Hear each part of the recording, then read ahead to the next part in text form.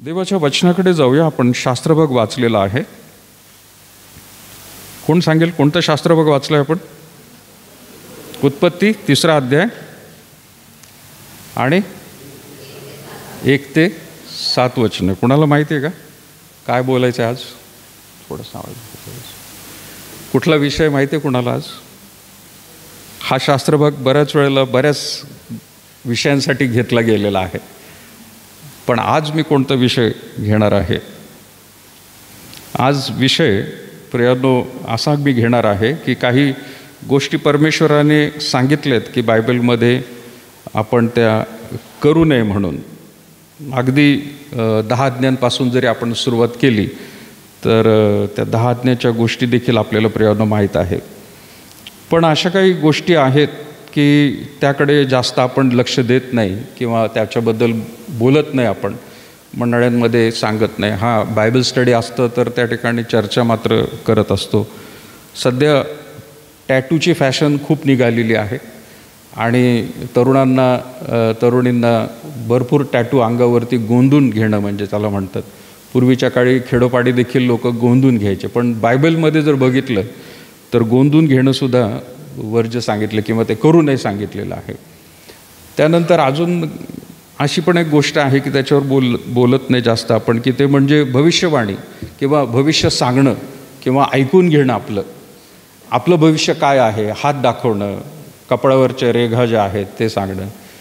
तर ह्यासुद्धा गोष्टी परमेश्वराने सांगितल्या आहेत की ते करू नये म्हणून. त्यानंतर पोर्क खाऊ नये, डुक्कर ज्याला म्हणतो, बायबलमध्ये दिलेलं आहे की ते सुद्धा खाऊ नये म्हणून. अशा अनेक भरपूर गोष्टी आहेत की परमेश्वराने आपल्याला सांगितलेल्या आहेत की त्या करू नये म्हणून. पण ज्या वेळेला प्रयत्न आपण देवाच्या वचनाकडे येतो किंवा भक्तीसाठी येतो त्यावेळेला सुद्धा प्रयत्न आपण कसं यायला पाहिजे. आपण देवाची उपासना करत आहोत तर ती सुद्धा कशा रीतीने करायला पाहिजे त्याबद्दल देखील सांगितलेलं आहे. आपण स्वतः आपल्या अंतःकरणाची आणि आपल्या बाह्य गोष्टींची सुद्धा कशा प्रकारे तयारी करायला पाहिजे. तर बरेच एक प्रश्न त्या संदर्भामध्ये असतात की जसं आता क्वायर आपल्यासमोर उभा राहिला होता तर क्वायरचे कपडे कसे होते? क्वायरचे कपडे कसे होते? एकसारखे होते? ड्रेस कोड होता का त्याला? वाटतं का तुम्हाला ड्रेस कोड पाहिजे? नको. असेच बरे दिसतात रंगीबिरंगी. बऱ्याच वेळेला काही लोकांना वाटतं की क्वायर म्हटलं की त्यांनासुद्धा एक ड्रेस कोड असलं पाहिजे. मुलांनी टाय घातलं पाहिजे, पांढरं शर्ट असलं पाहिजे. पण काही लोक म्हणतील की नाही असा ड्रेस कोड काही नको, कुणालाही नको. पण मग असंच जर ड्रेस कोड क्वायरला असेल तर चर्चला पण का नको? चर्चमध्ये येताना सुद्धा का नको एखादा ड्रेस कोड, नाही का? आता काही पेंटिकॉस्टल लोक आहेत, काही पेंटिकॉस्टल चर्चेस असतात, त्यांच्या भक्तीमध्ये जर तुम्ही गेलात ना तर सगळे पांढऱ्या कपड्यामध्ये असतात. कोणीही त्या ठिकाणी कलर कपड्यामध्ये येत नाही. आणि जर कोणी आलाच तर सगळ्यांची नजर बंदुका लागल्यासारख्या त्याच्याकडे बघत असतात. हा काय बाबा कसा आला याच्यामध्ये, कोण आहे हा, बाहेरून आला का? आणि ओळखीचा असेल तर त्याला ताबडतोब उचलतात. ते म्हणतात काय आज बड्डे का? असे प्रश्न, कोड आहे त्याला काहीतरी.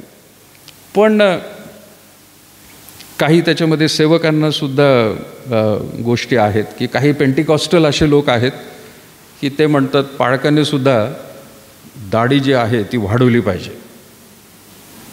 जर चांगला पाळक जर म्हटलं तर त्याने पूर्ण दाढी वाढवली पाहिजे, दिसला पाहिजे तो देवाचा सेवक आहे, संदेष्टा आहे.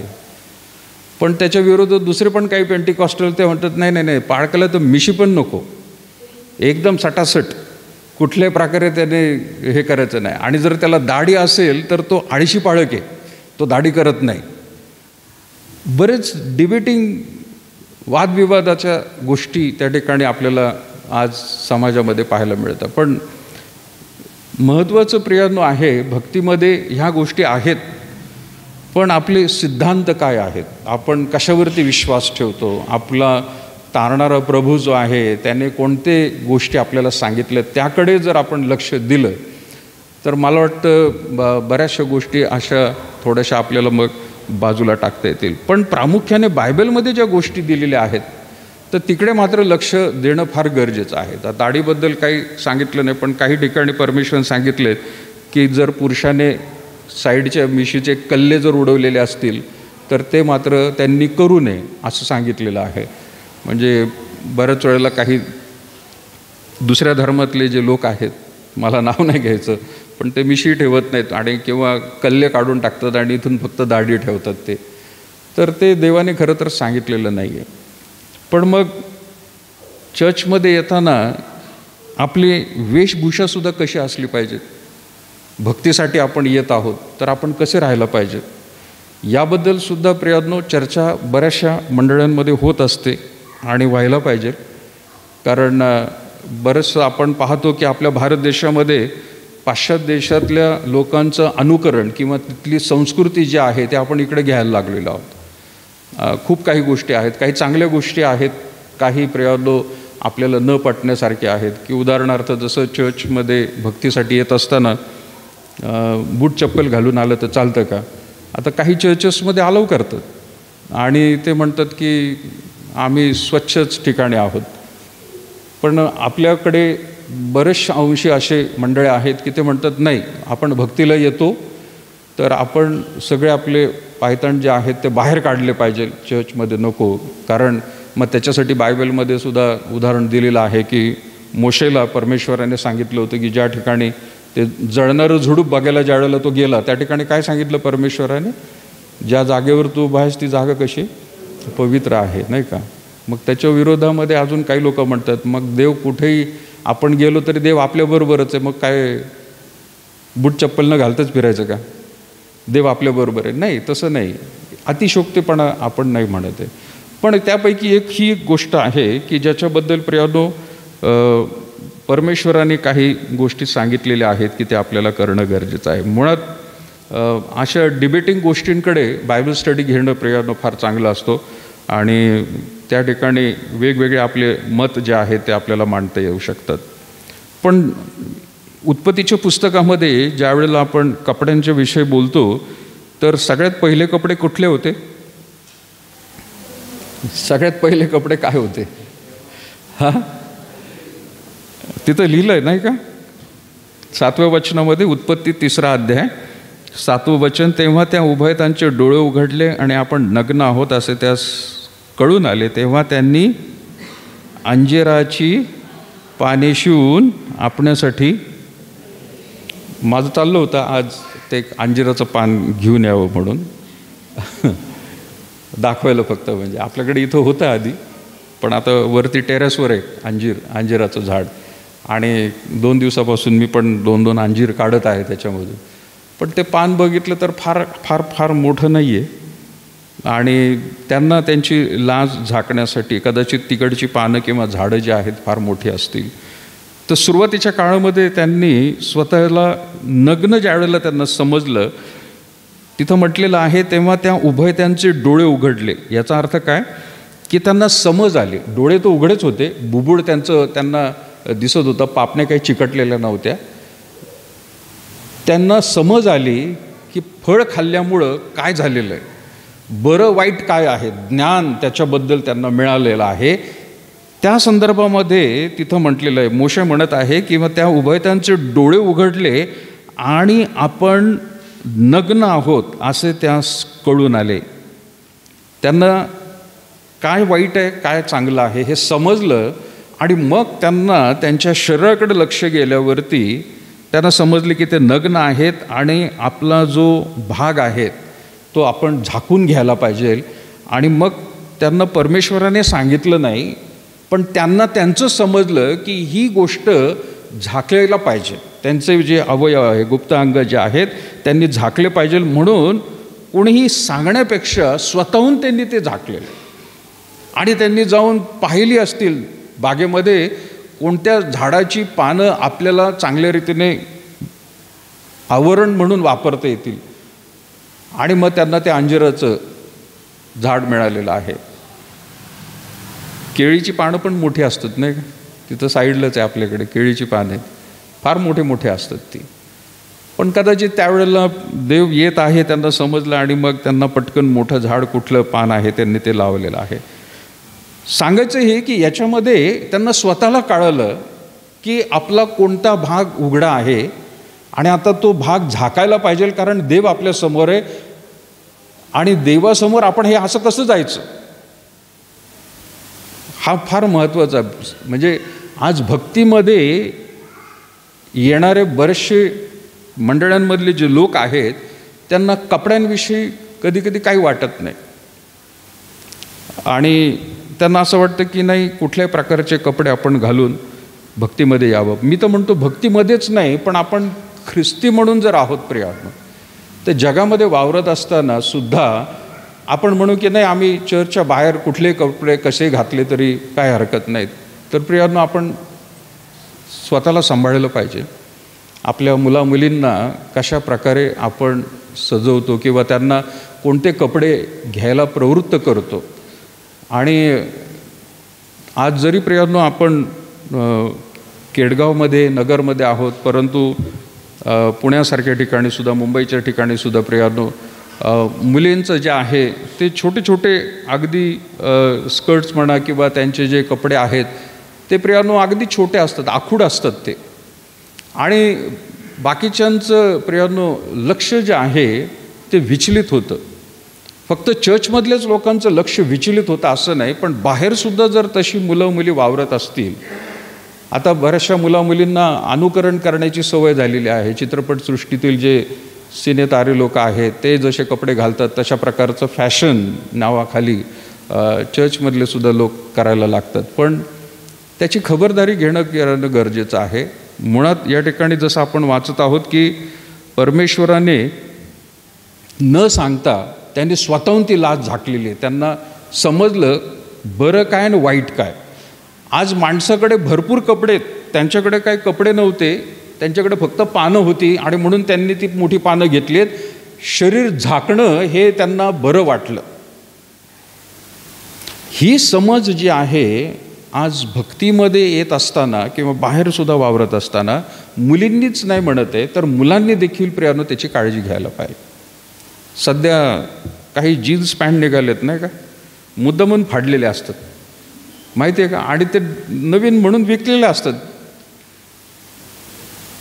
एक जोक वाचला होता मी, पाठवलं होतं कोणीतरी माहीत नाही, की रस्त्यावरचा भिकारी जो आहे त्याचे फाटके कपडे आहेत आणि चांगली पर्स घेऊन चाललेली एक बाई असते, तीसुद्धा फाटकीत तसले जीन्स आणि हे ते कुठेतरी ठिगळ लावलेलं किंवा काहीतरी, आणि ते दोघं चालत असतात आणि ती बाई त्याला म्हणते तू माझ्या मागं राहा. तो म्हणतो का, तुझी अवस्था आणि माझी अवस्था सारखीच आहे, तू पण फाटके घातलेले, माझे पण फाटके, अवस्था सारखीच आहे. फॅशन निघालेली प्रिया. म्हणजे अंग झाकण्यापेक्षा आता अंग उघडं करण्याची प्रियानो लोकांना फॅशन वाटायला लागली. आणि लक्षात घ्या, या गोष्टी देवाकडून नाही आहेत. असली फॅशन्स, देवाची स्तुती असं आपल्या, मला नाही माहीत आपल्या चर्चमधले तरुण तरुणी तसे कधी कधी दिसले नाही मला, पण बाहेर कसे हे मी नाही बघितलं जास्त करून, पण चर्चमध्ये तरी व्यवस्थित आहेत.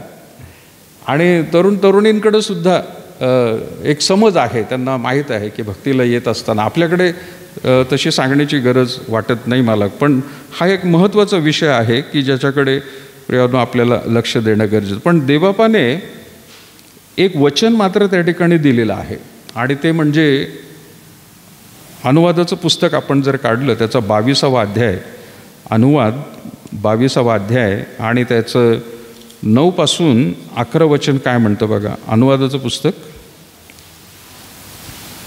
22वा अध्याय,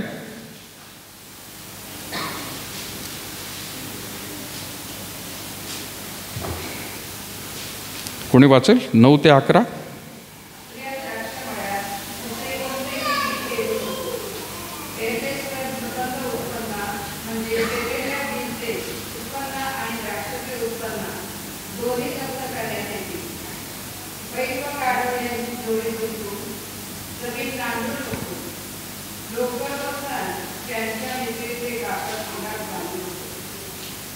येस, पुढे.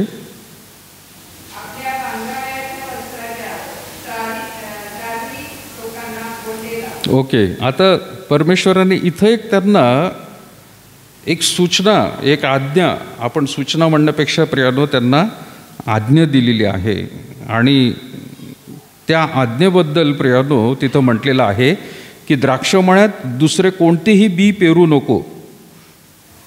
आणि एक आपल्याला दाखला सापडतो की नवीन करारामध्ये की द्राक्षाच्या मळ्यामध्ये काय लावलं होतं?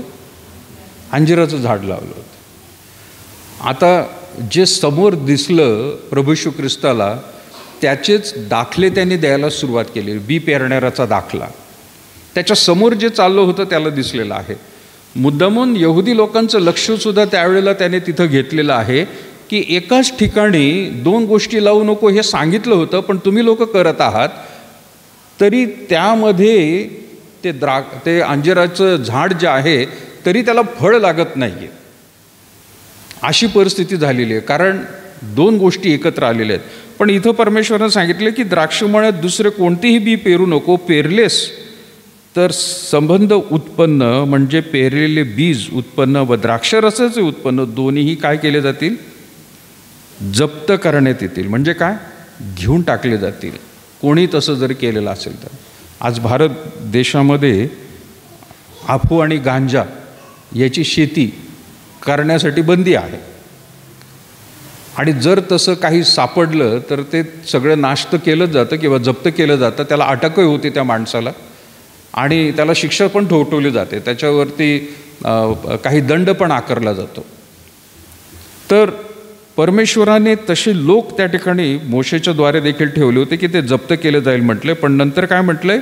बैल आणि गाढव यांची जोडी जुंपून जमीन नांगरू नको. असं कोणी करणार नाही. पण काही लोक करत होते प्रियानो. परमेश्वर काय उगीच सांगत नव्हता. पण हे लोक कोण होते माहिती आहे का?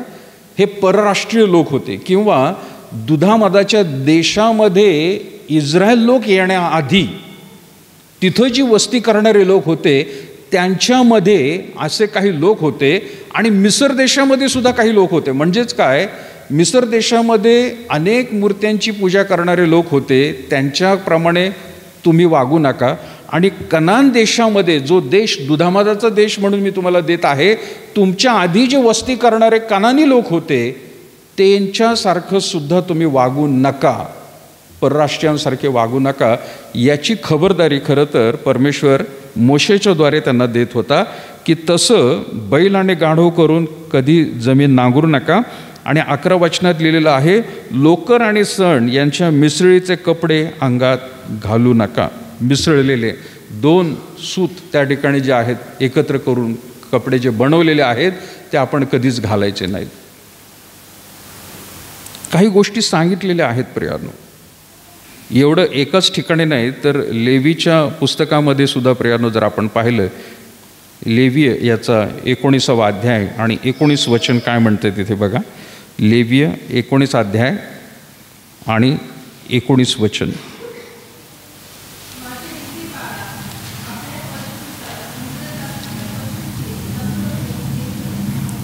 येस, माझे विधी पाळा, आपल्या पशूंचा भिन्न जातीशी पशूंशी संसर्ग होऊ देऊ नका. 2 जातीचे बी मिसळून ते आपल्या शेतात पेरू नका.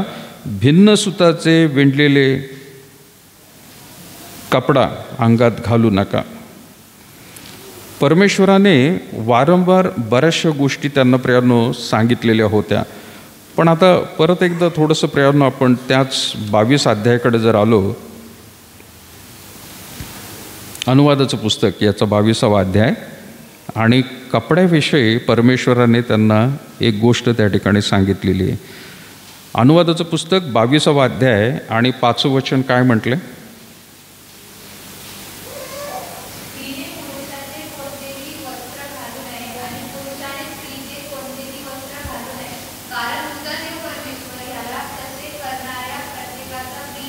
ओके, काय म्हटलंय? स्त्रीने पुरुषाचे कोणतेही वस्त्र घालू नये आणि पुरुषानेही स्त्रीचे कोणतेही वस्त्र घालू नये. आता स्त्री पुरुषांचे वस्त्र, आता काही वेळेला आपण म्हणतो की बाबा त्या काळामध्ये मग पॅन्ट आणि शर्ट होतं का? पॅन्ट शर्ट ते लोक घालत होते का? साडी घालत होते का? नाही. त्यावेळेला काय घालत होते तर त्यांच्या तिकडच्या संस्कृतीमध्ये ते जे काही वेशभूषा करत होते त्या वेशभूषेमध्ये सुद्धा स्त्रियांनी कोणते कपडे घालायचे आणि पुरुषांनी. आता आपल्याला माहिती आहे मिसर देश आणि इस्रायल देश हे सुद्धा प्रियानो दोन्हीकडे वाळवंट त्यांच्यासाठी फार मोठी जागा त्या ठिकाणी होती. आणि वाळवंटामध्ये ज्या वेळेला वारं चालतं, आपल्याकडे सुद्धा प्रियानो नुसतं वारं जरी निघालं, धूळ इतकी भयंकर उडते आणि श्वासोश्वास घ्यायला सुद्धा त्रास होतो. तर इथं जशी धूळ उडते प्रियानो, तसे तिथे वाळूचे कण हवेमध्ये उडत असतात आणि ते मारा करतात माणसाला. आणि जर अंगाला लागले ते वाळूचे कण तर जखमा पण व्हायच्या.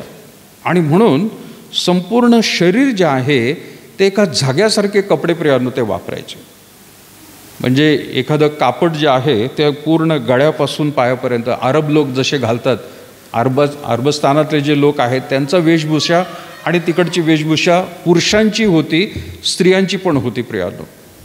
पण स्त्रियांना काही गोष्टी त्या ठिकाणी वेगळ्या काही घालाव्या लागत होत्या, पुरुषांना सुद्धा वेगळ्या गोष्टी सांगितल्या होत्या. पण कसंही करून अशा रीतीचे लोकांनी परमेश्वराच्या लोकांनी करू नये अशी जर आज्ञा दिलेली आहे तर यावरून समजून येतं प्रियानो की परमेश्वर मुद्दामून, जसं त्या बियांबद्दल सांगितलं होतं की 2 भिन्न जातीच्या बिया एका शेतात घालू नका, गाढव आणि बैल जुंपू नका आणि शेत नांगरू नका, कारण बाकीचे लोक करायचे. अशीच गोष्ट कपड्यांबद्दल सुद्धा परमेश्वराने पाहिलं की बाकीचे राष्ट्रातले लोक जे आहेत ते जसं करतायत तसं माझ्या लोकांनी करू नये. त्यांनी तसं वस्त्र घालू नयेत. स्त्रियांनी स्त्रियांचे कपडे घालावेत, पुरुषांनी पुरुषाचे कपडे घालावेत. हे त्यावेळेला प्रियानो आवर्जून बायबलमध्ये सांगितलं आहे. आणि आजच्या काळामध्ये देखील प्रियानो तुम्हाला आणि मला त्याचं पालन करणं गरजेचं आहे. आता काही स्त्रिया आहेत की कदाचित ते पॅन्ट शर्ट घालत असतील, टी शर्ट घालत असतील. पण प्रियानो दुसऱ्या बाजूला आपण पाहूया, जर स्त्री पॅन्ट शर्ट घालते हे योग्य असं वाटतं आपल्याला, पण मी योग्य त्यावेळेला म्हणेल की ज्या वेळेला पुरुषांनी साडी नेसायला सुरुवात केली असेल किंवा पुरुषांनी स्कर्ट घालायला सुरुवात केली असेल, मग योग्य आहे म्हणून. एकच कुठेतरी बाजू आपल्याला विसंगती दिसत आहे, तर ती टाळणं फार महत्त्वाचं आहे. आज समाजामध्ये आपण ज्या अवतीभोवती लोक राहतात ते जसे वागत आहेत तसं आपणही करतो. म्हणजे जसं मगाशी म्हटलं प्रियानो की पाश्चात्य देशाचं अनुकरण आपण करत आहोत. आता पाश्चात्य देशामधलं सगळंच अनुकरण प्रियानो आपण जर करायला लागलो तर परिस्थिती वाईट झालेली आहे. आपल्याकडे सुद्धा भयंकर परिस्थिती झालेली आहे. आणि कपड्यांची गोष्ट कशावरून निघाली प्रियानो? पवित्र शास्त्रात कपड्यांची गोष्ट कशाने सुरुवात झालेली कोण सांगेल? आपल्या शरीराचं गुप्तांग झाकण्याची वेळ याच्यापासून सुरू झाली. त्यांना दिसलं ते नग्न आहेत आणि म्हणून कपड्याची सुरुवात झाली प्रियानो. त्याच कपड्यांना प्रियानो व्यवस्थित रीतीने घालून माणसाने आता काय केलेलं आहे, फॅशन सुरू केलेली. आता फॅशन शोच्या नावाखाली सुद्धा बिभस्तपणा झालेला आहे प्रियानो. फॅशन शोच्या नावाखाली बिभस्तपणा झालेला आहे. मग त्या फॅशन शोमध्ये चालणारे जे माणसं किंवा मुलं आहेत, मुली आहेत, तरुण तरुणी आहेत, त्यांना विचित्र कपडे प्रियानो दिले जातात आणि बिभस्तपणा जास्त, म्हणजे शरीराचा जो झाकायला पाहिजे भाग तो उघडा करतायत आणि नको तिथं प्रियानो कपड्यांचं लपतर त्या ठिकाणी लागलेले आहेत. असं वाटतं हे कशासाठी चाललंय सगळं? पाश्चात्य देशाकडून ते सगळं आलेलं आहे. मी मगाशी म्हटलं प्रियानो सगळ्याचंच अनुकरण करता येत नाही.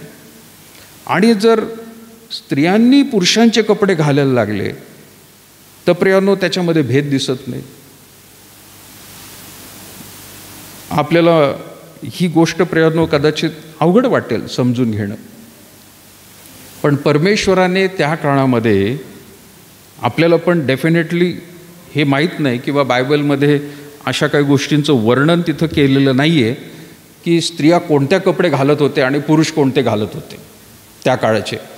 पण एवढं मात्र त्याने सांगून ठेवलेलं आहे, कदाचित पुढच्या पिढींना किंवा पुढच्या काळामध्ये काही लोकांना अशा गोष्टी होतील हे देवाला माहीत होतं म्हणून त्याने सांगितलं असेल. आता इंग्लंडमध्ये अशी पण एक प्रियानो लोक आहेत, स्कॉटलंड त्याला म्हणतात, स्कॉटलंडमध्ये की तिथले पुरुष जे आहेत ते स्त्रियांसारखा स्कर्ट घालतात, ते गुडघ्यापर्यंत असतो त्यांचं. आणि कदाचित काही डॉक्युमेंटरीजमध्ये किंवा टी व्हीवरती त्यांना ते एक प्रकारचं ते बॅकपायपर म्हणतात, ते वाजवण्याचं कला असते आणि ते हवेने फुंकत असतात आणि टेणे करून ते वाद्य घेऊन चाललेले असतात परेडच्या वेळेला. पण त्यांच्याकडे ती एक प्रथा आहे. एकच असा मी देश बघितला, स्कॉटलंड, की ज्याच्यामध्ये पुरुषांनी स्कर्ट घातलेले आहेत. पण बाकीच्या ठिकाणी प्रियांनो आपल्याला तसं दिसत नाही. माझा मुद्दा असा आहे की आपण ज्या वातावरणामध्ये राहतो, ज्या संस्कृतीमध्ये आपण राहत आहोत किंवा आपल्या अवतीभोवती जिथे जे लोक आहेत, ज्या प्रकारचे लोक आहेत, त्या प्रकारची वेशभूषा आपण प्रियांनो आत्मसात केली पाहिजे किंवा आपण ती घेतली पाहिजे. आपल्याकडे जर धोतर आणि कोट आणि टोपी असे जर घालणारे लोक आहेत तर आपण सगळ्यांनी सुद्धा ते समजून घ्यायला पाहिजे की इथे सगळं हे जनरल अंडरस्टँडिंग आहे. शहरामध्ये राहणारे लोक आहेत त्यांना कुठल्याही प्रकारे प्रियांनो बंधनं नसतात किंवा त्यांच्याकडे प्रियांनो त्या ठिकाणी कुठल्याही प्रकारे त्यांना कोणी थांबवलं जात नाही आणि म्हणून अतिशयोक्ती गोष्टी झालेल्या आहेत. तर कपड्यांवरून ज्यावेळेला आपण म्हणतो भक्तीला येण्यामध्ये विशेष करून आणि ख्रिस्ती लोकांनी बाहेर वावरताना सुद्धा आपल्या मुलामुलींना सावध करणं, त्यांना प्रियांनो तशा जगिक मार्गाला न पाठवता त्यांचं अंग कसं झाकलं जाईल याकडे प्रियांनो खास करून लक्ष द्यायला पाहिजे, त्यांचे पायसुद्धा. आणि ह्या गोष्टी ज्यावेळेला आपण म्हणतो की परमेश्वराने आज्ञा दिलेली आहे की जसं आपण वाचलं की स्त्रीने पुरुषाचे कोणतेही वस्त्र घालू नये आणि पुरुषाने तिचे कोणतेही वस्त्र घालू नये, कारण तुमचा देव परमेश्वर याला तसे करणाऱ्या प्रत्येकाचा काय आहे, त्याला वीट आहे. तो म्हणतो त्याला ते बिलकुल आवडत नाही. वीट आहे म्हणजे काय, जी गोष्ट परमेश्वराला वीट वाटत आहे तर ती माणसांना सुद्धा वीट वाटली पाहिजे प्रिया. जी गोष्ट देवाला घाण वाटत आहे ती माणसाला सुद्धा घाण वाटली पाहिजे. आफ्रिकेमध्ये उलट आहे. एक जमात मी अशी पाहिली किंवा त्याचे प्रियानो काही रील्स ज्या आहेत ते प्रियानो येत असतात की एक अशी जमात आहे की तिथे स्त्री जी आहे ती पूर्ण कपड्यामध्ये दिसते आणि तिचा जो पती आहे तो स्त्रीसारखे कपडे, म्हणजे कुठंतरी फक्त कमरेच्या खाली त्याने लावलेला आहे कापड आणि वरती मात्र तो तसाच उघडा राहिलेला असतो, पण स्त्री मात्र अगदी पूर्णरीतीने झाकलेली. आफ्रिकेतले आदिवासी लोकांसारखे ही जमात आहे की त्यांना सुद्धा ते कळत आहे. असे पण काही जमात आहेत की त्यांना प्रियांनो कपड्यांबद्दल काहीच कल्पना नाही आहे आणि तिथले स्त्री आणि पुरुष अगदी तसेच राहतात. त्यांना कुठलाही संकोच नाही आहे. त्यांची मुलं मुली अवतीभोवती सगळे लोक तसेच फिरतात, अंगावर एकही कपडा नाही आहे. त्यांना माहीतच नाही, त्यांना शिकवलंच नाही किंवा त्यांना त्याच्याबद्दल काही जाणीवच नाही आहे. पण जिथे जाणीव आहे आणि जिथे प्रियांनो देवाचं वचन आपल्याला आठवण करून देत आहे तर तिथं खबरदारी घेणं गरजेचं आहे. आणि म्हणून स्त्रियांनी पुरुषांचे कपडे घालू नये हे पवित्र शास्त्र सांगत आहे. तर प्रियांनो आपण ते पाळलं पाहिजे असं मलाही वाटत आहे.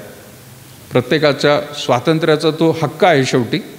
आणि मी विशेष करून जे चर्चमध्ये आपण येत असतो, मुलं मुली असतील तर त्यांनी काळजी घेणं गरजेचं आहे, कारण देवबापाचं वचन आपल्याला त्या ठिकाणी सांगत आहे. नवीन करारामध्ये सुद्धा प्रियांनो काही गोष्टी अशा घडत होत्या कपड्यांवरून, आणि याकोबाच्या पत्रामध्ये प्रियांनो त्या ठिकाणी लिहिलेलं आहे. याकोब 1 अध्याय आणि त्याचं 25 वचन काय म्हणतं बघा. याकोबाचे पत्र त्याचा 1 अध्याय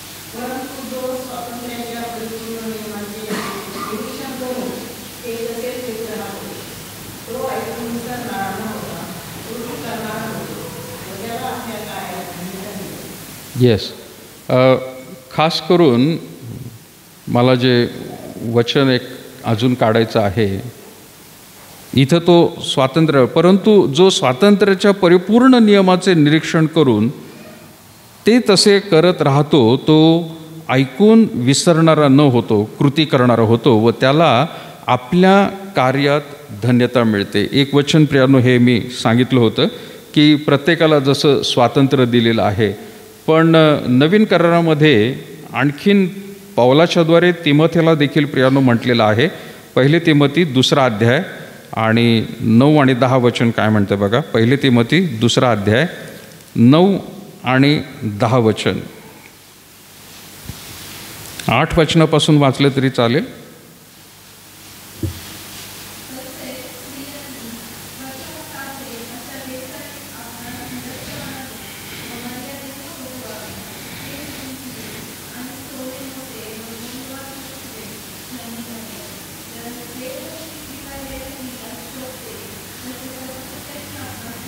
येस, 8व्यापासून म्हटलेलं आहे, प्रत्येक ठिकाणी पुरुषाने राग व विवाद सोडून पवित्र हात वर करून प्रार्थना करावी अशी माझी इच्छा आहे. तसेच स्त्रियांनी काय करेल, पुरुषांनी सुद्धा काय करावं. आता जो मुद्दा सुरू झालेला आहे किंवा त्या ठिकाणी कमतरता आहे मंडळीमध्ये, त्याच्याबद्दल त्या ठिकाणी प्रियानो पाऊल तिमोथेला म्हणत आहे. मंडळीतल्या लोकांना राग आणि वादविवाद हा दर दिवसाचा पॅटर्न तिथं चालला होता आणि म्हणून पाऊल ॲड्रेसिंग करतोय, म्हणजे त्यांना निक्षून तो सांगत आहे की पुरुषांनी राग आणि विवाद सोडून पवित्र हात वर करून प्रार्थना करावी अशी माझी इच्छा आहे. म्हणजे तिथल्या मंडळीतले लोक एकमेकांचा रागराग करायचे, वादविवाद घालायचे, तर तसं होऊ नये म्हणून पावलाने त्यांना सूचना दिलेली आहे. तशीच सूचना स्त्रियांना सुद्धा दिलेली आहे. आणि स्त्रियांबद्दल तो काय म्हणत आहे, तसेच स्त्रियांनी स्वतःस साजेल अशा वेशाने, साजेल असा वेश म्हणजे काय, साजेल असा वेश म्हणजे मी मगाशी जसं म्हटलं प्रियानो, ज्या परिस्थितीमध्ये आपण राहतो, ज्या वातावरणामध्ये आपण राहतो, तिथले लोक कसे राहतात त्याप्रमाणे प्रियांनो आपण राहणं गरजेचं आहे. त्याला म्हटलेलं आहे साजेल अशा वेशाने आपणास भिडस्तपणाने व मर्यादेने शोभावे. मर्यादेने शोभावे म्हणजे काय, आपण दिसावं, चांगलं दिसावं, पण कशामध्ये, तो स्त्रियांना म्हणजे तिथल्या स्त्रिया केस गुंफणे. केस गुंफणे म्हणजे काय, आज होतं का केस गुंफणं स्त्रियांचं? होत असतं नाही का. बरेचसे प्रॉडक्ट्स मिळालेले आहेत की केसांना वेगवेगळे आकार देणं आहे, चांगली गोष्ट आहे, दिसायला पाहिजे. पण त्यावेळेला ते लोक जास्त त्याच्याकडे लक्ष देत होते. केस गुंफणे, सोने, मोते व मौल्यवान वस्त्रे यांनी नव्हे. चर्चमध्ये येतोय, भक्ती करायला येतोय, चांगल्या वेशभूषामध्ये यायला पाहिजे, पण तिथले जे मंडळीतले स्त्री होत्या किंवा पुरुष होते, पुरुषांबद्दल मी सांगितलं, पण स्त्रियांबद्दल ते स्वतःला नटून थटून जसं काय मॉडेलिंग चाललेलं आहे असं म्हणावं लागेल. सोने गच्च भरलेलं आहे सोन्याने, चर्चला येतोय, भक्ती करत आहे, सोन्यांचं तिथं दिखावा कशाला पाहिजे. दुकान चाललंय जसं काय सोन्याचं. केस गुंफणं याच्यामध्येच त्यांचं वेळ चाललेला आहे.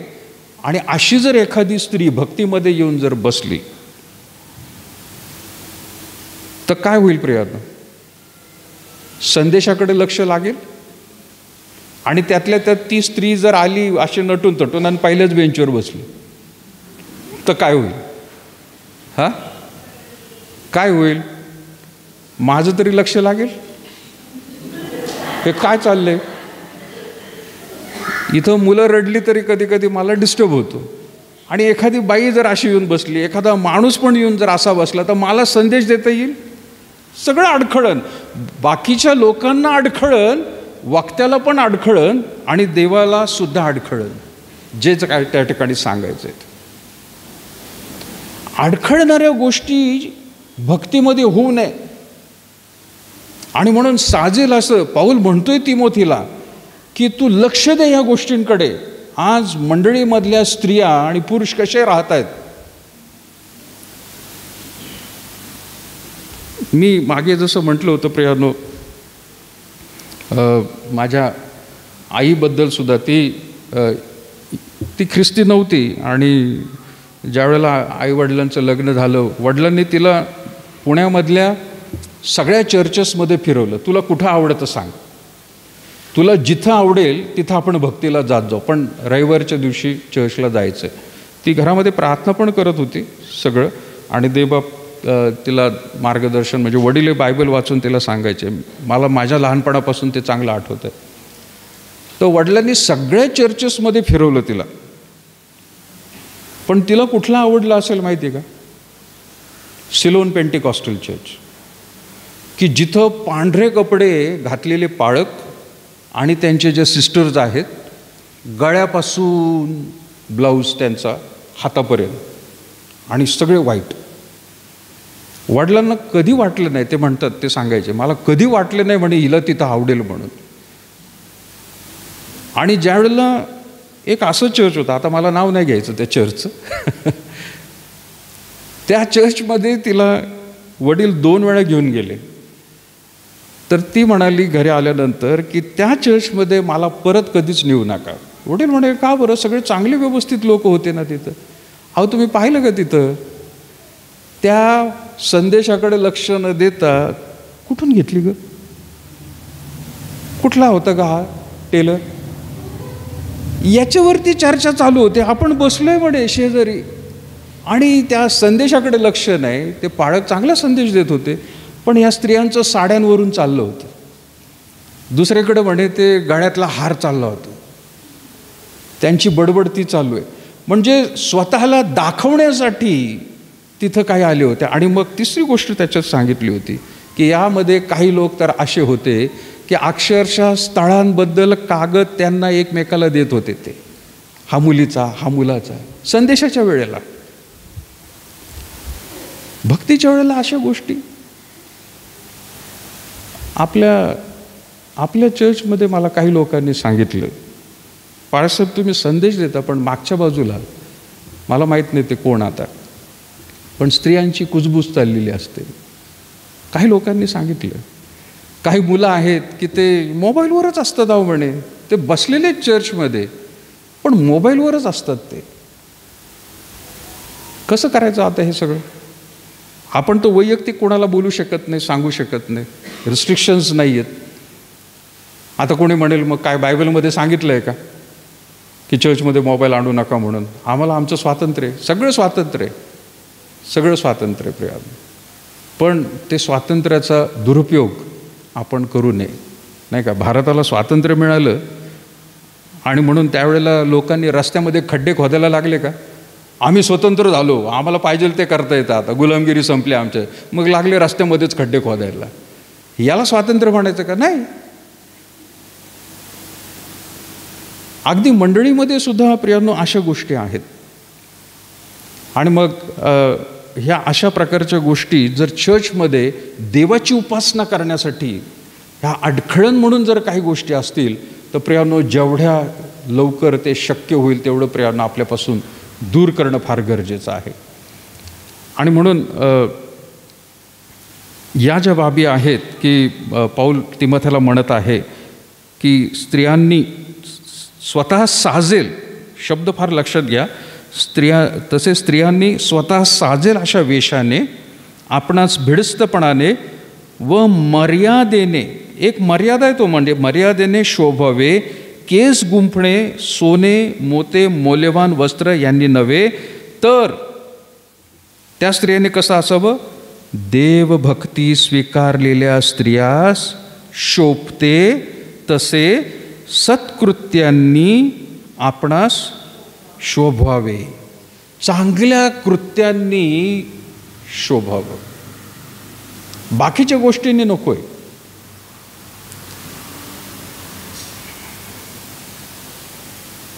कदाचित आपली स्टेटस म्हणा, ऐपत म्हणा आहे, आम्ही म्हणून करतो, यात तुम्हाला काय, असं काही लोक म्हणतील. पण प्रियांनो, लक्षात घ्या, आपण जिथे येतो, ज्या ठिकाणी राहतो, त्या लोकांसारखं वागणं गरजेचं आहे. आपण त्याच्यापेक्षा वेगळे काहीतरी उठून दिसायला पाहिजे, तर ही जागा नाही आहे प्रियांनो, ही जागा नाही. आता जसं केस गुंफणं म्हणा, तर आजच्या काळामध्ये केस गुंफणं पण आहे, सोने गोष्टी पण आहेत, मोत्या आहेत, मेकअप एक करून काही स्त्रिया येतात. आता लग्नविधी असेल तर ठीक आहे बाबा, लग्नाच्या वेळेला काही स्त्रिया पुरुष वेगवेगळ्या रीतीने नाटतात बिटतात, सगळी चांगली गोष्ट. परवाच एक गोष्ट मी ऐकली म्हणजे रीलमध्ये ऐकायला मिळाली, ती म्हणजे सध्याच्या काळामध्ये, आता कोणी पर्सनली घेऊ नये याच्यावर, पण जे ऐकायला मिळालं मी ते सांगतो प्रियांनो. बऱ्याचशा मुलींना, काही स्त्रियांना लिपस्टिक लावायची फार हौस असते, पण एक त्याच्यामध्ये त्यांनी सांगितलं की रेड कलरची लिपस्टिक जी असते, तर ती रेड एवढी रेड असते, तर ती कशापासून, ती कुठल्याही केमिकलमध्ये मिळत नाही. लाल रंग कोणाला माहिती आहे का तो कसा होतो, लाल रंग लिपस्टिकचा? त्या लिपस्टिकमध्ये त्यांनी सांगितलं एक प्रकारचा ढेकणासारखा किडा असतो. मी खरं नाही सांगत, गुगलमध्ये जाऊन बघा तुम्ही. ढेकणासारखा किडा असतो, तो बाहेरून पांढरा दिसतो, पण ज्यावेळेला त्याला दाबलं जातं तर त्याच्यातून लाल रंगाचं रक्त आपल्यापेक्षाही गडद असतं म्हणे. तर तसल्या किड्यांना वापरून लाल रंगाचीच फक्त लिपस्टिक वापरली जाते. बाकीच्या लिपस्टिकमध्ये दुसरं काही आहे. त्यांनी सांगितलं की जसं डुकराचं चरबी जी आहे ती मिक्स केली जाते. आता हे व्हायरल झालेल्या गोष्टी आहेत, मी पर्सनली पाहिलं नाही, पण तुम्हाला सांगत आहे, आणि ते ऑथोराईज म्हणजे जे वेबसाईट असतात त्याच्यावरून ते आलेले आहेत. तर हा प्रकार जो आहे, आपण किती घातक रीतीने आपल्यासाठी स्वतःला तर अपाय करूनच घेत आहोत. आज तुम्ही हिरो हिरोईन बघा की ज्यांनी आयुष्यभर मेकअपवरतीच आपलं आयुष्य घालवलेलं आहे, तर त्यांच्या आता स्किनवरती इतके भयानक परिणाम झालेले आहेत की वयाच्या आधी त्यांची स्किन म्हाताऱ्यांसारखी प्रियांनो लटकायला लागली किंवा त्याच्यावर परिणाम झालेले आहेत. सारखं येऊन जाऊन वेकअप शूटिंगसाठी, आणि त्याचे दुष्परिणाम एवढे झालेले आहेत की कॅन्सरपर्यंत काही हिरोईन्स गेलेले आहेत आणि त्यांना मरण आलेलं आहे. देवबापाने आपल्याला ह्या सगळ्या जगातल्या गोष्टींपासून, चालीरीतींपासून वेगळं राहायला सांगितलं, आणि म्हणून पाऊल त्यांना आठवण करून देते की केस गुंफणे सोने मोती मौल्यवान वस्त्रांनी नव्हे, तर देवभक्ती स्वीकारलेल्या स्त्रियांना शोभते. देवभक्ती स्वीकारलेली बाई तसं करणार नाही, व तसे सत्कृत्यांनी आपणास शोभावे. स्त्रियांनी सर्वस्वी अधीनतेने निमूटपणे शिकावे. स्त्रीला शिकावे असं म्हटलेलं आहे, आणि खास करून त्याने भक्तीमध्ये येणाऱ्या स्त्रियांबद्दल म्हटलेलं आहे. पण आता ही गोष्ट प्रियांनो, भक्तीमध्ये ते कसे येतात, काय येतात, त्यावरून पावलाने पत्र लिहून तिमोथेला सूचना दिलेली आहे. ते भक्तीच्या बाहेर कसे राहतात आपल्याला माहीत नाही प्रियांनो, आणि त्याच्याबद्दल कोणी काही बोलू शकत नाही. तो ज्याचा त्याचा प्रश्न आहे. अलाहाबाद बायबल सेमिनरीमध्ये ज्यावेळेला आम्ही होतो प्रियांनो, त्यावेळेला सुद्धा जेवणावरून कधीकधी मेसचं जेवण जे आहे तो तांदूळ कच्चा, चपात्या ज्या आहेत अगदी भरपूर पीठ लागलेलं, 2 चपात्या रगडून पीठ काढायला लागायचं, अशा 4 चपात्या मिळायच्या. एक तर चपात्या मिळतील नाही तर भात मिळेल, तर कसे तरी करून शेअर करायचं. पण कधीकधी कच्चा भात असायचा, तर हे नागालँड मणिपूरची जे मुलं मुली असायचे त्यांना इतका राग यायचा जेवणाचं जर असं काय झालं. त्यांच्या हातामध्ये स्टीलची प्लेट असेल तर ती स्टीलची प्लेट फाडायची, वाकडी करायची आणि फेकून द्यायचे, काय जेवण आहे म्हणून. माझा भाऊसुद्धा, माझा चुलत भाऊ, आम्ही दोघंही शिकायला एकत्र होतो, तो पण ओरडायचा, अरे काय हे जेवण असं तसं. आणि एका डायनिंग हॉलच्या मेसवरती मी आपलं गपचूप सगळं ते खालून घ्यायचो. माझा भाऊ मला म्हणायचं, तुला कच्चंही समजत नाही का? म्हटलं हो समजतंय, पण काय करणार, खायला पाहिजे. कारण आता जर नाही खाल्लं तर नंतर अभ्यास करताना भूक लागेल, आणि भूक लागल्यावर आपल्याकडे तर काय नाही घरच्यासारखं काहीतरी हे घे ते घे, डबे उघड ते उघड, गपचूप खाऊन घ्यायचं, काय त्रास होईल ते होईल. तो घरी येऊन पण सांगायचा, हां इतका असा वागतो ना म्हणे आदिवासीसारखा, ह्याला खायला मिळालं खाऊन घेतो, कच्चं असेल काय. अरे म्हटलं काय करणार. मी तिथल्या मुलांना सांगायचो, माझा बाप पैसे भरतोय, मला कुठल्या चर्चने पाठवलेलं नाही आहे, संस्थेने पाठवलेलं नाही आहे, माझा बाप पैसे भरतोय आणि मला ते खाणं गरजेचं आहे, कारण तिथं दुसरं ऑप्शनच नाही आहे. तिथं हॉटेलसुद्धा नव्हते प्रियानो, हॉटेल म्हणजे ढाबेच असायचे ते, आणि ते सुद्धा कधी कधी खूप भयंकर असायचे. मला तिथं गपचूप खाणं गरजेचं आहे. आपल्या घरी आपण हत्तीवरून साखर वाटणारे लोक असू, आहे ना, जुनी म्हण आहे, हत्तीवरून साखर वाटणारे घराणं. पण ज्या वेळेला आपण एकत्र बसतो, डायनिंग हॉलमध्ये येतोय, तिथं मात्र एकत्र सगळ्यांबरोबर बाकीची पण मुलं खात आहेत, तुम्ही काही लोक रागराग करताय, तर मला पण ते पटत नाही आहे. तसंच खायचो प्रियानो, तसंच खायचो. बाकीची मुलं ज्यांच्याकडं ऑप्शन नव्हता, की ज्यांना पॉकेट मनीसुद्धा मिळत नव्हते, चर्चने पाठवलेलं आहे बिचाऱ्यांना, त्यांना दुसरं काहीच नाही, साबणाची वडी टूथपेस्ट याच्यासाठी सुद्धा त्यांना पैसे जमा करायला लागायचे, अशा मुलांना ते जेवण म्हणजे फार महत्त्वाचं होतं, ते खायचेच प्रियानो. अगदी तीच परिस्थिती मी म्हणतो की कधीही आपल्या म्हणजे आपण सगळं काही मिळवलेलं आहे, सगळ्यांना सगळी स्टेटस चांगली, पण ज्या वेळेला प्रियानो आपण देवाच्या समोर येतो, आपण ज्या वेळेला देव म्हणतो की तो फक्त चर्चमध्येच आहे एवढं नाही, तो चर्चच्या बाहेरसुद्धा आहे, आपली साक्ष प्रियानो ही तशा प्रकारे राहणं फार गरजेचं आहे.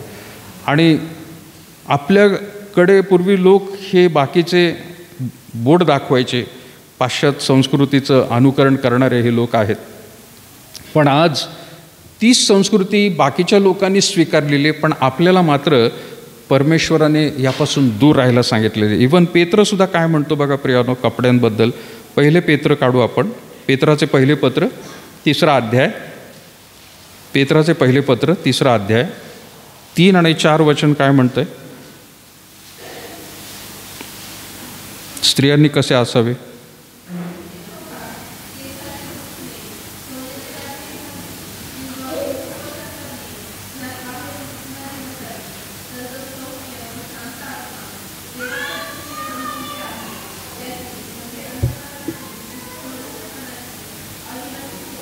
येस, एका बाजूला पाऊल म्हणत आहे, आपण जुन्या करारामध्ये मोशेने सांगितलेल्या गोष्टी आहेत, तिमोथीला इन्स्ट्रक्शन दिलेला पाऊल एक आहे. आता पेत्रसुद्धा स्त्रियांबद्दल तो म्हणत आहे, तसेच स्त्रियांनो, पहिलं वचन पहिलं आणि दुसरं, तसेच स्त्रियांनो तुम्हीही आपापल्या पतीच्या अधीन असा, यासाठी की कोणी वचनाला अमान्य असेल तरी तुमचे भिडस्तपणाचे निर्मल वर्तन पाहून ते वचनं वाचून आपल्या स्त्रियांच्या वर्तनाने मिळवून घेतलेले जावे. तुमची शोभा केस गुंफणे, सोन्याचे दागिने घालणे किंवा उंची पोशाख यात बाहेरून दिसणारी नसावी. कपड्याबद्दल काय म्हटलंय, उंची पोशाख. आता हे कंसामध्ये कुठेही दिलं नाही आहे की भक्तीबद्दल तो सांगतोय म्हणून, त्यांचं पूर्ण राहणीमानाबद्दलच तो म्हणत आहे की त्यांच्या जीवनामध्ये फार मोठ्या किमतीचे वस्त्र जे आहेत ते घालून तुम्ही त्या ठिकाणी येऊ नका असं तो म्हणत आहे, किंवा वावरू नका. पण काय म्हणत आहे 4थ्या वचनात, तर सौम्य व शांत आत्मा देवाच्या दृष्टीने बहुमूल्य आहे. म्हणजे अंगात कपडे घातलेत चांगले, पण आत्मा मात्र तसाच झालेला आहे, बडबड करणारा, वादविवाद घालणारा. स्त्रियांचं त्या ठिकाणी बोलणं जे आहे ते इतरांनासुद्धा अडखळण म्हणून झालेलं आहे. तर पाऊल आणि पेत्र यांनासुद्धा प्रियानो खास ह्या गोष्टी सांगाव्याशा वाटलेल्या आहेत. आणि जी सौम्यता आणि शांत स्वभाव आहे तो आत्मसात करणं गरजेचं आहे. आता कधीकधी रस्त्यावरून जाताना महागड्या गाड्या, खूप चांगल्या महागड्या गाड्या, मी किती वेळा तरी अनुभव घेतलेला आहे. त्याच्यात बाईक पण आली, 4 व्हीलर पण आले, चांगले कपडे घालून व्यवस्थित चाललेत रस्त्याने, आणि अचानक रीतीने खिडकीमधून लाल रंगाची पिचकरी पडते जोरात, आणि समोरचा माणूस त्याला घाण करते, दुसऱ्या गाडीवर पडतंय. रिक्षामध्ये बसलेत, चांगले कपडेत, रिक्षात आहेत, चांगले कपडेत, पण खोकणं किंवा थुंकणं प्रियानं इतकं वाईट वाटतं. आणि मग असं वाटतं माणसाचे कपडे बदलून उपयोग नाही आहे. खरंच माणसाचा स्वभाव बदलला का? 4 व्हीलरमध्ये बसला म्हणून काय त्याचं स्टेटस वाढलं असेल, पण अंतःकरणातून स्वभाव एस टीपेक्षा, बैलगाडीपेक्षा स्वभाव बैलगाडीमध्ये बसणारा एखादा असेल, अडाणी आहे बाबा त्याला म्हणून, मी नाही म्हणत वाईट, पण वाईट नाही म्हणत, पण अगदी अशिक्षित आहे तर त्याच्यासारखा स्वभाव उंची कपडे घालून, म्हणजे कपडे घालून किंवा खूप काही त्या ठिकाणी सजधज करून प्रियानो अंतःकरण काही बदलत नसतं. अंतःकरण बदलण्यासाठी देवाचं वचन हेच फार महत्त्वाचं आहे. याच्याशिवाय प्रियानो दुसरा मार्ग आपल्या पुरुषांना आणि स्त्रियांना कुठंच नाही आहे. आणि म्हणून वारंवार पवित्र शास्त्र हे आपल्याला आपल्या जीवनशैलीबद्दल देखील प्रियानो तो सांगत आहे की तुमची शोभा हे केस गुंफणे किंवा सोन्याचे दागिने घालून नाही आहे आणि उंची पोशाख यावरून दिसणारी नसावी, तर सौम्य व शांत आत्मा देवाच्या दृष्टीने बहुमूल्य आहे. त्याची म्हणजे अंतःकरणातील गुप्त मनुष्याची अविनाशी शोभा असावी, कारण याप्रमाणे पूर्वी देवावर आशा ठेवणाऱ्या पवित्र स्त्रियाही आपापल्या पतीच्या अधीन राहून आपणास शोभवित असे. आणि उदाहरण दिले, जशी सारा अब्रामाला धनी म्हणून त्याच्या आज्ञेत राहिली, तुम्ही चांगले करीत राहिल्यास व कोणत्याही भयप्रद गोष्टीला न घाबरल्यास तुम्हीही तिची मुले झालेले आहात. या गोष्टी प्रियानो सांगत आहे. मगाशी याकोबाच्या पत्राबद्दल प्रियानो जे मला सांगायचं होतं, एक शेवटचं बायबलचं वचन घेऊन आपण थांबूया. याकोब याचा 2रा अध्याय आणि 2 आणि 5 वचन काय म्हणते बघा. 2 ते 5 वचन पण याकोबाचं पत्र 2रा अध्याय.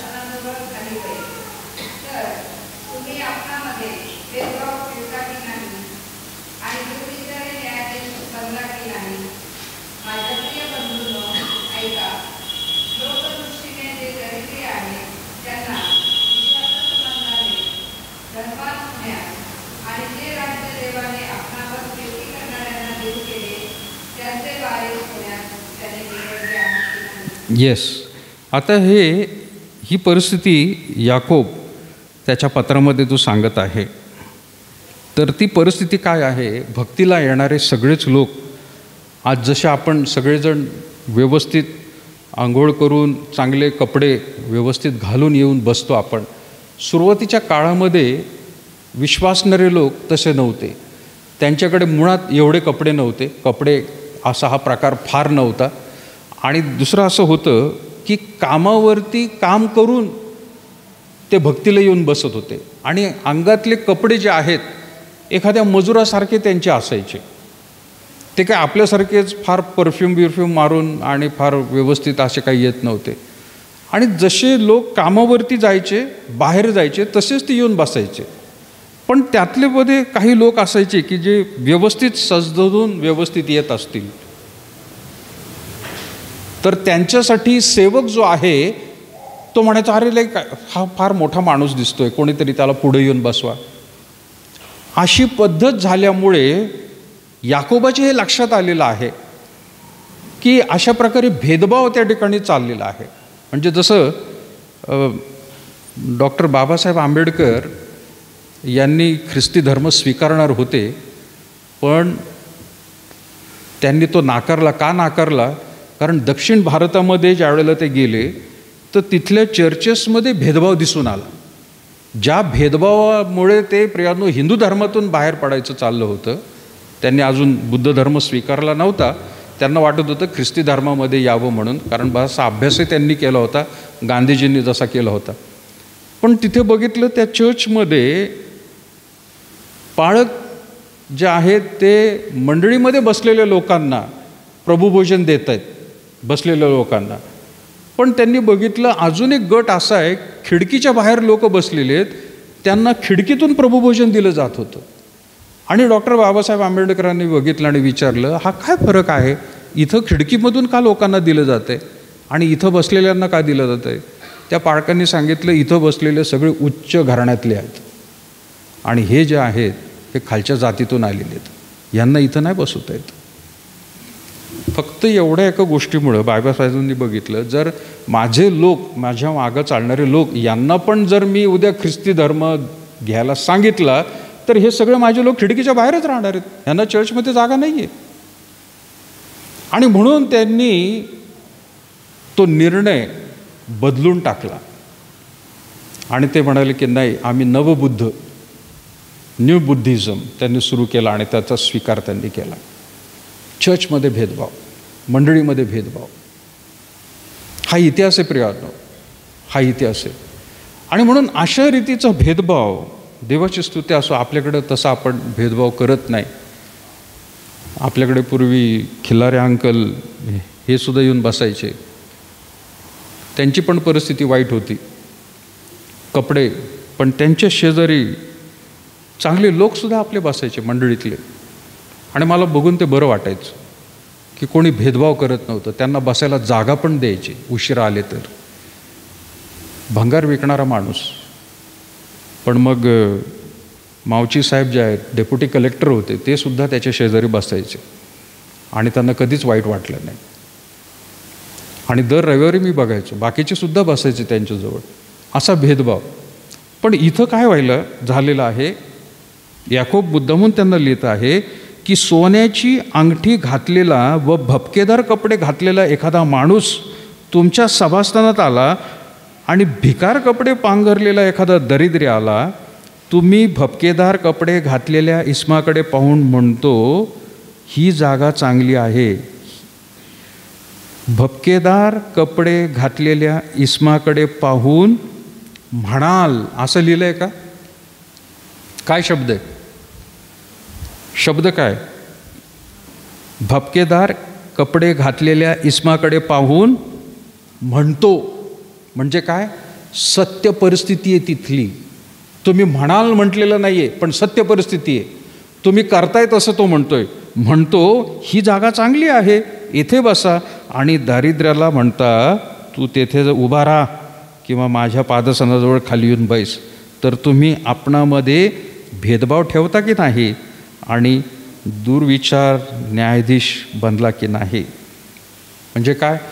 कुठल्याही प्रकारचा असा भेदभाव नको आहे, कारण तारण सगळ्यांसाठी आहे, तारण सगळ्यांसाठी आहे. देवाने स्वर्ग सगळ्यांसाठी ठेवलेला आहे. आणखीन एक भेदभावाची गोष्ट प्रियांनो म्हटलेलं आहे की बाबा माणसाचं रक्त जसं सगळीकडे सारखं आहे, तसं एखादा श्रीमंत मेल्यानंतर त्याची कबर आणि गरीब मेल्यानंतर त्याची कबर ती सुद्धा सारखीच असते. असं नाही आहे स्वर्गामध्ये की बाबा श्रीमंतांसाठी वेगळी जागा आणि गरिबांसाठी. तर असा भेदभाव मंडळीमध्ये करू नये. पण भेदभाव हा स्त्री पुरुषांनी आपल्या वस्त्रांनी प्रियांनो हा करणं फार गरजेचं आहे, असं बायबल आपल्याला सांगते. बऱ्याच अशा गोष्टी आहेत प्रियांनो, मला सांगायला पाहिजे होत्या, पण वेळेचा अभाव आहे आणि खूप काही याच्यामध्ये वचनं आहेत. पण एवढंच मी म्हणेल की ज्या गोष्टी बायबलमध्ये नाकारलेल्या आहेत किंवा सांगितलेल्या हे करू नका, तर ते आपल्याला करायचंच नाही आहे प्रियांनो. आणि ज्या करायला सांगितल्या आहेत त्याच गोष्टी करणं गरजेचं आहे.